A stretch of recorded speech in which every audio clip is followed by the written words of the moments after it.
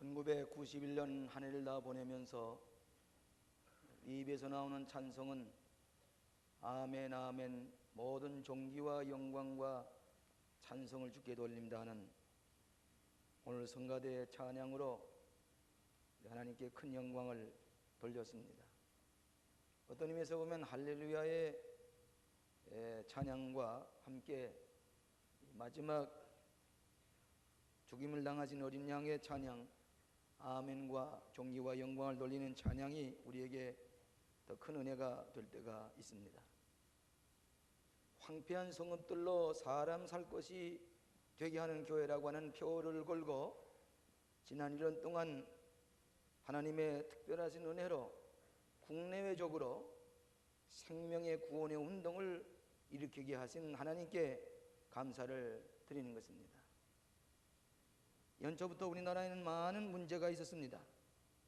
황폐해진 것 같은 두려움이 있었지만은 우리가 하나님 앞에 간절히 기도함으로 말미암아 세계 역사가 큰 변천을 가져오고 우리나라 역사도 밝은 빛을 보게 된 것을 생각할 때에 우리가 소원하는 우리의 표대로 사람 살 것이 되게 하는 하나님의 축복이 임한 줄로 믿고 하나님 앞에 영광을 돌리는 것입니다. 우리 교회에서는 의지할 데 없는 노인들 250명의 노인들을 돌보는 무료 양로원 사랑의 집을 지어서 개원을 했습니다. 또 우리 암 환자 말기는 사람들을 위해서 호스피스를 만들었습니다. 북한에 쌀을 보내는 사랑의 쌀 운동에 우리가 금년에도 앞장섰습니다. 모스크바 한가운데 선교센터를 세워서 또 문화센터, 비즈니스 센터를 세우는 건물을 지금 짓고 있습니다. 에스토니아의 로스와 사람들을 위한 교회, 에스토니아 사람들을 위한 교회를 건축하기로 작정하고 수속 중에 있습니다. 베트남에 구제금을 보내서 그들도 없는 일, 미자리 교회를 돕고 군인 교회를 세우고 개척 교회를 세우고 우리 지교회 설립을 위해서 땅을 마련하고 우리 교회 선교회 속회 주일학교 성가대가 놀라운 부흥을 가져오게 한 것은 우리의 표대로 우리의 기도대로 하나님의 특별한 은혜로 축복해 주신 것을 믿는 것입니다. 지금도 여러분이 지난번에 추수감사절 전후에서 보내온 구제품이 컨테이너에 실려서 부산항을 떠나서 우라지보스토크 항구에 도착해서 지금 모스크바를 향해서 여러분의 뜨거운 사랑의 손길 구제품이 컨테이너에 실려서 모스크바를 향해 가고 있습니다. 우리 교회만이 하실 수 있는 황폐한 성읍들로 세계를 사람 살 것을 만드는 놀란 복음의 운동이요 성숙한 교회 모습이라고 할 것입니다. 기독교의 시간과는 언제나 종말론적인 의식을 가지고 살아가는 것입니다. 언제나 종말론적인 에스카토로지카를 한다고 하는 시간의 종말 의식을 가지고 영혼의 시작을 경험하는 것이 그리스도인의 시간관입니다. 우리는 흘러가는 크로노스의 시간으로 될 수 있는 24시간의 시간으로 지나가는 그 시간에서부터 거기서 이 종말을 고하고 질적인 시간, 카이로스의 시간, 영혼과 접촉되는 시간 속에 살아가는 것이 종말론적인 시간 속에 살아가는 그리스도인의 삶입니다. 예를 들면 여러분이 지난 주간에 살아왔던 모든 시간은 흘러가는 시간이지만은 지금 오늘 예배드린 이 시간은 종말론적으로 카이로스 시간, 질적으로 다르고 영원과 접촉된 종말론적인 시간관 속에서 하나님 앞에 예배드리는 것입니다. 여러분은 계속된 시간 속에서도 하나님의 놀라운 축복을 받으면서 살아왔습니다. 마치 높이 뛰는 선수에게 매번 한번 뛰면은 30cm를 올리고 20cm를 올리고 해서 6m, 7m, 8m, 9m로 올라가리만치 매해 우리는 높은 수준의 차원의 선교적 사명을 다하면서 오늘까지 이르렀습니다. 사도 바울이 말씀드린 것은 부활의 생명 가운데 살고 고난에 참여하는 것, 이런 부활의 생명이라는 말은 하나님께서 우리에게 부활의 새로운 육신으로 태어나게 하는 것은 시간적으로 다른 생명을 사는 것이고 거듭난 삶을 사는 것입니다.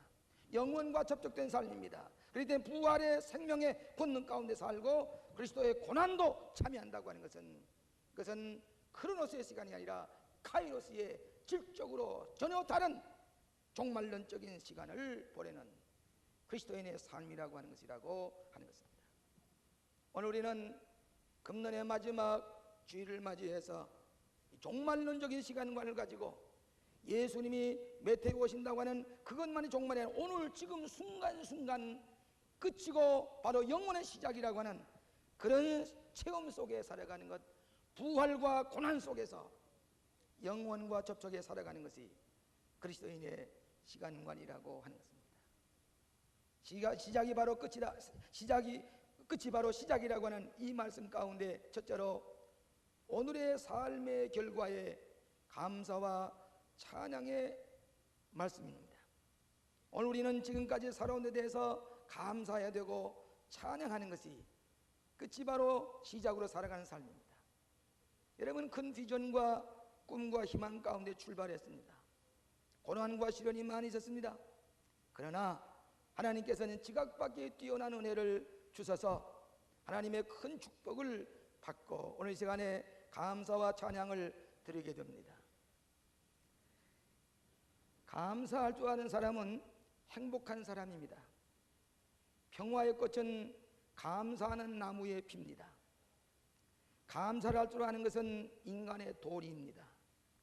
감사할 줄 모르는 사람은 낮은 차원의 인생을 살아가는 사람입니다. 감사를 모르는 사람은 인생을 모르는 삶입니다. 그렇기 때문에 사도 바울은 범사에 감사하라 그랬습니다. 저는 얼마 전에 미안합니다. 저 사무실에서 스팀을 꺼주시기 바랍니다.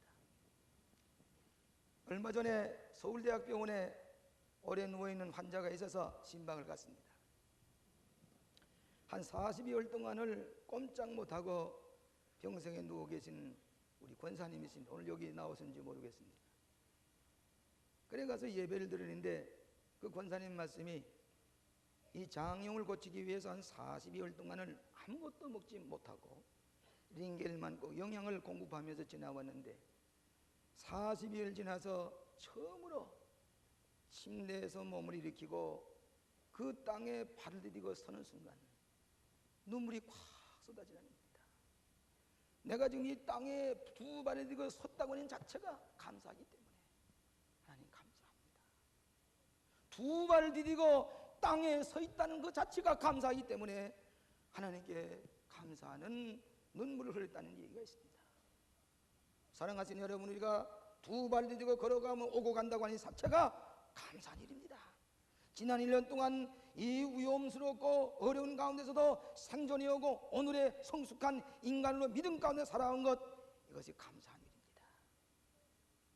저는 하루에도 희비가 엇갈리는 삶을 살아갑니다. 아침에 장례식을 거행하고는 낮에는 결혼식을 거행하고 오후에는 암 환자로 마지막 세상 떠나는 직전에 있는 환자에게 가서 세례를 주고 혹은 성찬식을 거행하고 신방을 합니다. 저녁에는 돌아와서 약혼식 주례를 합니다. 이것이 우리가 사는 삶의 희비가 엇갈린 삶 속인데, 우리가 부활의 권능과 부활의 생명과 고난에 참여하는 삶 속에서 사도 바울과 같이 거기에 감사하는 찬성을 드릴 수가 있다고 하는 것입니다. 유명한 독일의 신학자요, 제가 좋아하는 설교 가운데 헐메드 틸리케라고 하는 유명한 신학자가 있습니다. 제2차 세계대전 중에 한 번은 중년 부인이 찾아와서 어젯밤 폭격에 제 남편이 폭격에 맞아서 세상을 떠났습니다. 그의 시신을 찾을 길이 없습니다. 이 모자만 주워 가지고 왔습니다. 그러나 목사님, 지난 주일에 남편과 함께 목사님의 설교를 들을 수 있던 것만 하나만 가지고 하나님께 감사합니다. 지난 주일에 목사님의 설교를 듣고 세상을 떠난 것, 하나님 앞에 감사한 일이라고 하는 그런 얘기를 하는 것을 들었습니다. 이것이 신앙의 태도여 여기에 소망의 문이 열리게 되는 것입니다. 한 해를 지나보내면서 하나님 그저 감사합니다. 오늘 나에게 생명을 주시고 오늘 나에게 이렇게 생존할 수 있는 것 자체가 하나님 앞에 감사하는 태도를 가지는 것입니다. 잠언서 17장 22절에 보면 마음이 즐거우면 앓던 병도 낫고 속에 걱정이 있으면 뼈도 마른다 하는 말이 있습니다. 여러분이 마음이 기쁘고 즐거우면 병이 낫고 걱정과 부정적이고 또 파괴적인 생각, 염려가 많은 사람은 뼈가 마른다. 잠언서의 말씀입니다. 그런 걸 하나님 앞에 감사한 마음과 즐거운 마음을 가진 사람은 늘 건강하고 치유를 받습니다. 생동감이 넘치는 삶을 살아가게 되는 것입니다. 제2차 대전 이후에 일본 해군 장교가 어느 섬에서 오랫동안 살다가 본국에 돌아왔습니다. 돌아와서는 보니까 전부 다 불평과 원망투성입니다. 불평, 이것도 잘못되고 저것도 잘못되고 원망과 불만 속에 지나는 가운데 자기도 모르는 사이에 몸이 마비가 되기 시작했습니다. 손도 마비가 되고 온몸이 마비가 됐습니다. 그래서 병원에 가서 진찰을 해보니까 아무 병이 없는데 단 한 가지 정신과 의사가 하는 말이 당신의 마음에 불만과 원망만 가득 차 있어. 그렇기 때문에 이제부터 당신은 하루에 수천 번씩 감사합니다, 감사합니다, 감사합니다, 무엇보다 감사합니다, 그 인사만 하라고 그랬습니다. 이 전신마비가 된 사람이 억지로 감사합니다, 감사합니다, 그런 마음으로 한다면 마음이 풀리기 시작을 하고 마음의 기쁨이 새기기 시작을 합니다. 얼마 지난 다음에 자기 두 아들이 감 2개를 가지고 와서 아버지에게 줄 때에 그 감을 받으면서 감사합니다, 그런 순간에 마비가 됐던 손이 힘을 얻기 시작했습니다. 점점 마비가 회복하기 시작했습니다. 결국 완전히 나았습니다. 감사한 마음을 가질 때 건강한 몸을 가지고 치유를 받는다고 하는 좋은 교훈입니다. 한 해 동안 고통스러웠던지 우리의 상처 때문에 찔리는 가시 때문에 어렵다고 할지라도 그저 오늘 이 시간에 하나님 감사합니다, 고맙습니다. 저는 크리스마스 때가 되면 많은 카드를 받습니다. 외국에서 국내에서 주일학교 학생들이 자기의 크레용을 가지고 동방박사들 그래서 제게 편지를, 크리스마스 인사 편지를 하는데 저는 그거 읽으면서 어떤 때는 참 감격스러울 때가 많습니다. 특별히 새로 나오는 교인들은 목사님의 설교로 이번 한 해를 살아왔습니다. 영감 있는 설교를 또 해주세요. 목사님의 설교에 감동을 받았습니다. 어떤 사람은 라디오 방송을 듣고 감사하다는 크리스마스 카드를 보내옵니다. 어떤 국민학교 학생은 크레용을 가지고 그려놓고는 목사님 더 좋은 목사 되세요, 더 좋은 목사가 되세요. 나는 그것을 받아 읽을 때에 그저 감사합니다, 내가 이렇게 생명을 얻고 살아갑니다, 제 마음속에 새로운 생동감을 느끼고 감사한 마음을 느끼고 기쁜 마음을 가지고 더 잘해야 되겠구나, 더 노력해야 되겠구나. 그 크리스마스의 카드에 쓰여진 그 구절이 나에게 새로운 생동감과 기쁨과 새로운 의욕을 이어주는 것과 마찬가지로 감사합니다 말 한마디가 비차간의 모든 상처를 치유하고 건강한 삶을 살게 하는 것이라고 했습니다. 존 짜벳이라고 하는 유명한 기독교 지도자가 감사하는 생활하는 사람 가운데 3가지 중요한 요소가 나타나는데 첫째로는 예방자가 된다 그랬습니다. 감사를 할 줄 아는 사람은 모든 건 예방할 수가 있다 그랬습니다. 두 번째로는 감사를 할 줄 아는 사람은 해독제가 된다. 독소가 많이 침몰더라도 감사하는 사람은 해독제가 된다. 세 번째로 감사할 줄 아는 사람은 방부제가 된다. 안에 모든 걸 썩지 아니하고 방부제 역할을 한다. 사랑하시는 여러분, 지난 한 해 동안 고통스러운 일도 많이 있었지요. 남이 하지만 눈물도 흘렸었지요. 그러나 오늘 이 순간에 하나님 고맙습니다. 한 해를 다 보내면서 오늘 찬양과 마찬가지로 아멘 감사합니다 영광을 돌립니다. 이것이 끝이 바로 새로운 시작으로 출발하는 삶이 되는 줄로 믿습니다. 두 번째로는 우리는 결코 후회 말고 계속하십시다. 절대로 후회 뒤를 돌아보지 마십시다. 13절에 형제들아 나는 아직 잡은 줄로 여기지 아니하고 오직 한 일 즉 뒤에 있는 것을 잊어버리고 앞에 있는 것을 잡으려고 쫓아가노라 그랬습니다. 여러분 후회하지 마십시다. 뒤에 것은 잊어버리십시다. 성공했던 실패했던 후회할 것 없습니다. 해도 소용없습니다. 후회할 시간도 없고 에너지도 없습니다. 여러분 성서에 보면은 잊어버리지 말라, 잊어버리지 말라, 기억하라 하는 그런 말씀도 있지만은 잊어버리라는 말이 더 많습니다. 여러분 큰일 난 사람은 적은 것 붙잡고 고민하지 않습니다. 다 제치고 나가는 겁니다. 제가 좋아하는 로버트 슐러 목사님 한번 대화를 하다 보니까 제가 먼저 조그만 이런 얘기를 끄집어내니까 forget about it, forget it, 잊어버리라고, 그러고 나가자고. 어떤 사람 아무 소용없는 걸 가지고 밤새도 자지도 못하고 이리 뒤척 아무 소용없습니다. 그렇기 때문에 뒤에 것을 잊어버리고 앞에 있는 것을 향하여 달려가라고 말씀하십니다. 마귀는 우리에게 과거의 실수를 들먹거립니다. 과거의 상처, 감정 상처, 10년 전 것, 20년 전 것 생각나게 해서 밤새도록 고민하게 하는데 하나님의 은혜로 잃어버리고 뒤에 것을 잊어버리고 앞을 향해 달려가라고 하는 것이 끝이 바로 시작하는 그리스도인의 시간관이라고 하는 것입니다. 저는 이번 크리스마스 때에 요만한 노트북에 컴퓨터를 누가 이렇게 정성껏 선물해 주셨습니다. 이 컴퓨터를 모르면 현대에는 다 문명인이 되는데 컴퓨터를 배워야 되겠다 하는데 이 컴퓨터가 제게 생겼습니다.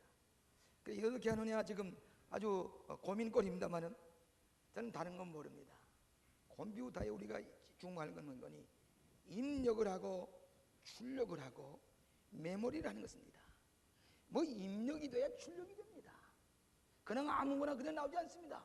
입력이 되는 것도 부정적이고 파괴적이고 속은 것을 입력시켜 놓으면 부르면 그것이 또 그대로 납니다. 때로는 메모리라고 하는 것도 있는데 이 메모리도 부정적인 것을 전부 메모리에 넣으면 그 부정적인 자꾸 메모리가 납니다.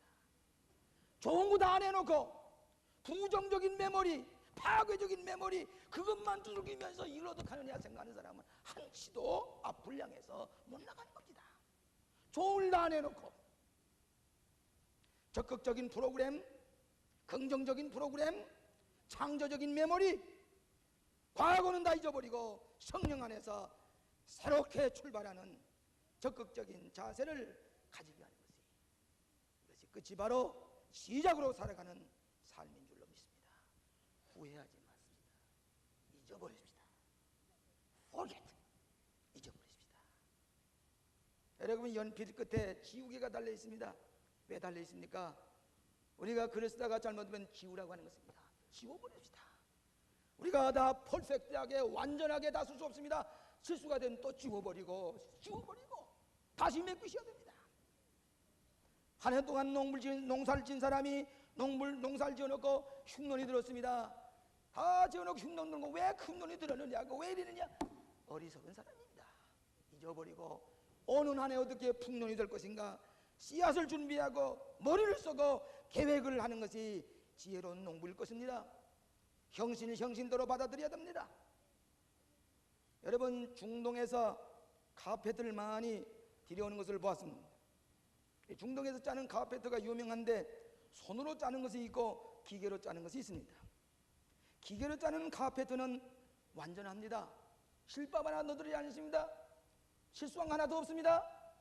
그런데 기계로 짠 카페트보다도 손으로 딴 어린아이들이 한 달, 두 달 걸려서 짠 그 손으로 만드는 카페트는 실수투소입니다. 뭘 잘못됐습니다. 잘못된 게 많습니다. 그것 때문에 손으로 짠 카페트가 값이 더 나가는 겁니다. 실수가 있기 때문에, 흠집이 있기 때문에. 여러분 성경에 나타난 모든 인물들은 다 완전한 사람이 아닙니다. 아브라함도 실수가 많았습니다. 야곱도 실수가 많았습니다. 다윗도 엄청난 실수를 했습니다. 바울도 그랬고 베드로도 그랬고 어거스틴도 그랬습니다. 우리도 마찬가지입니다. 하나님께서는 우리의 실수를 유용하게 쓰시고 그 실수 때문에 우리를 겸손하게 만들고 노력하게 만들고 정신을 차리게 만들고 성실하게 만들어 이 실수 때문에 하나님이 더 유용하게 쓰시는, 약점을 들어서 더 귀하게 들어 쓰시는 좋으신 하나님, 고마우신 하나님. 오늘 우리는 과거의 실수로 얽매이지 말고 우리를 이해해 주시고 용서해 주시는 하나님을 바라보고 후회하지 말고 달려가라고 하는 것입니다. 심리학자 알프레드 애들러라고 하는 사람이 한 번은 얘기를 하기를, 인간의 가장 훌륭한 점은 마이너스를 플러스로 바꿀 수 있는 능력을 가진 것이다 그랬습니다. 우리의 마이너스가 되어 있는 것을 플러스로 바꿀 수 있는 것이 하나님께서 우리에게 주신 위대한 능력이라고 그랬습니다. 저는 지난번에 어느 신문을 슬쩍 지나 보니까 연세대학교 이게 최고 득점자가 사수생이라고 그랬습니다. 한 번 떨어지고 부끄러움과 수치 잊어버리고 또 떨어졌습니다. 또 부끄러움과 수치 또 잊어버리고 또 도전했습니다. 또 떨어졌습니다.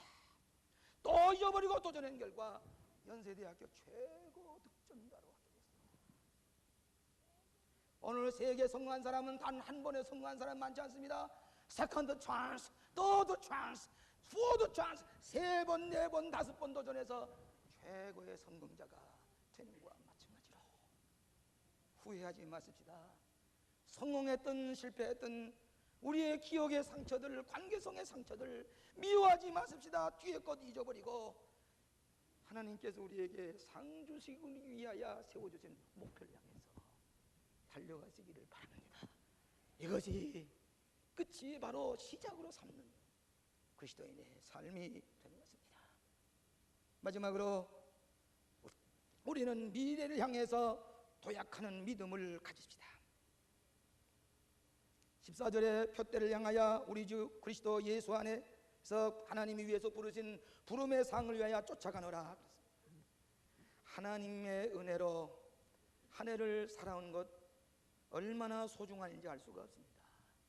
지난 한 해 동안에도 교통사고로 몸이 잘못된 사람도 있습니다. 졸지에 세상을 떠난 우리 가족들도 있습니다. 성공과 실패, 엇갈리는 삶을 살아왔습니다. 그러나 우리는 하루를 살았다고 하는, 한 1년을 살았다고 하는 그 자체가 우리에게 보화입니다. 민방위 교육을 할 때에 올쇼크로 말미암아 모든 것 탕진하고 실패가 돼서 앉아있는 그들에게 제가 얘기를 하기를, 여러분 30억을 손해봤습니까? 당신은 50억의 재산을 가졌습니다. 여러분이 10억의 손실을 봤습니까? 20억, 30억의 위대한 재산을 가지고 있습니다. 아직도 건강합니다. 손발이 있습니다. 부모가, 자식이 있습니다. 아내가 있습니다. 여러분이 실패했다는 그 자체가 그대로 끝나니까 이것이 재산입니다.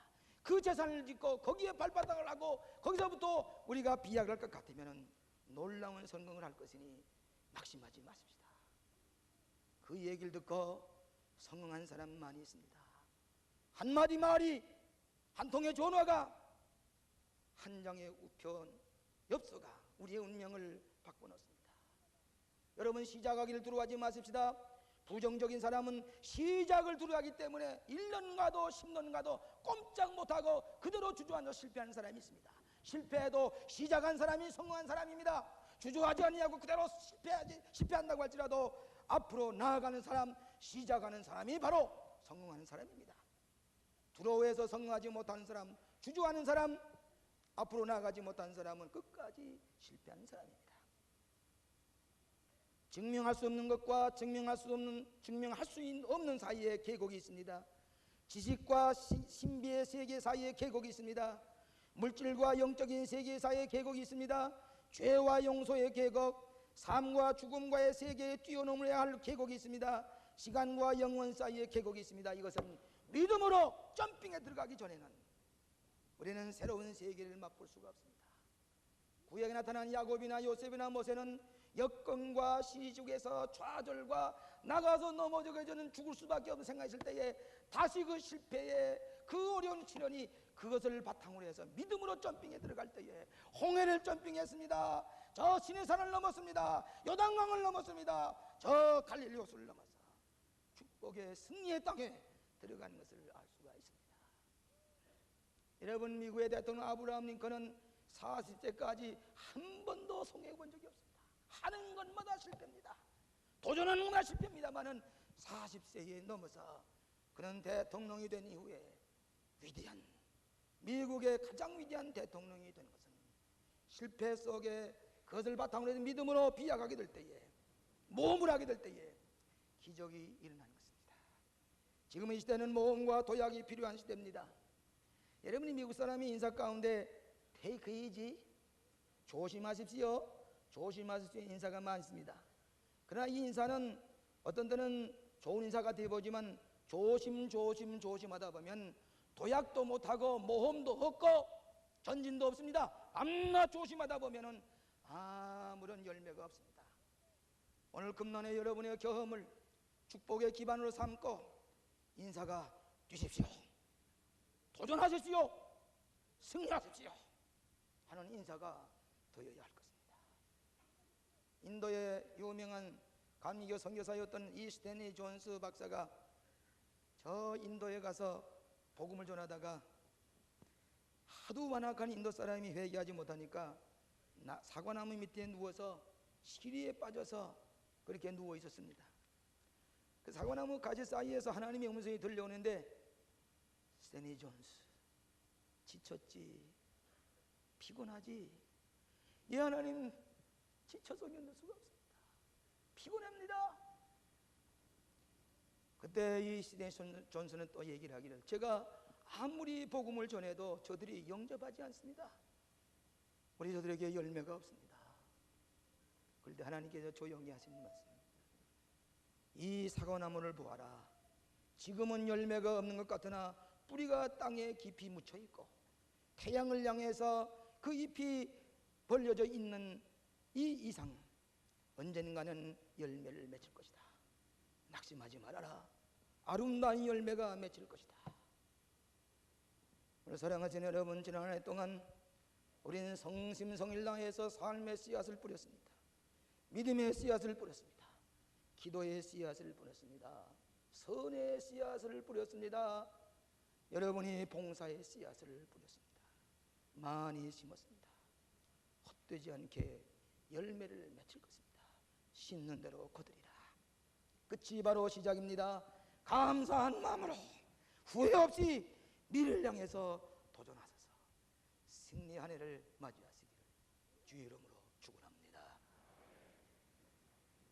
오 자비하신 아버지 하나님, 지난 한 해 동안 하나님께서 저희들에게 눈동자와 같이 보호하시고 사랑하셔서 오늘이 이르도록 축복해 주신 것을 감사합니다.